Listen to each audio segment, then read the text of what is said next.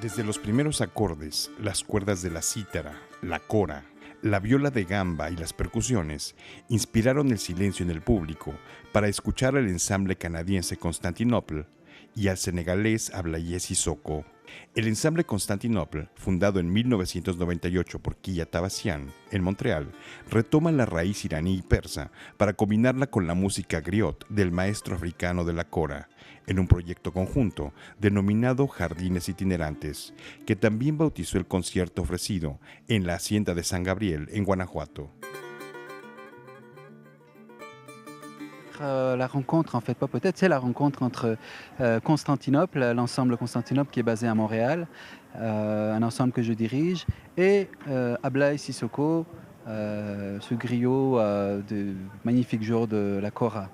Donc j'ai eu ce désir d'entendre mon instrument, le setar, avec la Kora il y a plusieurs années, il y a 4-5 ans. Donc j'ai entendu sa musique et ça m'a beaucoup touché. Donc je l'ai appelé, Ablaye, au Sénégal, et j'ai dit j'aimerais qu'on travaille ensemble. Alors très gentiment, Ablaye a accepté. Il est venu à Montréal pour qu'on fasse une première résidence de création. Constantinopla toma su nombre de la antigua ciudad que representa el encuentro entre Oriente y Occidente. Por su parte, Ablaye Sissoko, además de difundir la música de su país, ha establecido una escuela en Senegal dedicada a la enseñanza de la cora entre niños.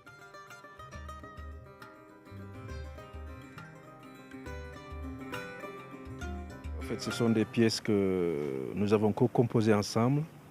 Et donc, on a voulu aussi revisiter les anciennes pièces que nos aînés nous ont laissées, nos grands-parents, qu'elles soient mandingues ou persanes aussi.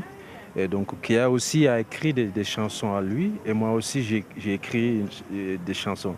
Donc c'est vraiment, quand on parle d'une jardin, c'est vraiment un jardin, il y a du tout dedans. Tu vois? On a pris les anciens pour les remettre encore à la surface aussi, parce qu'il est de notre rôle aussi de promouvoir ce que les anciens nous ont laissé, en même temps faire ce que nous aussi, on ressent aussi dans la même...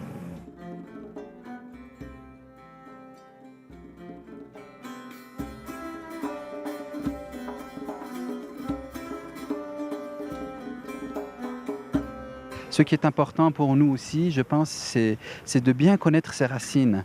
Il faut être ouvert à l'autrui, il faut être ouvert au dialogue.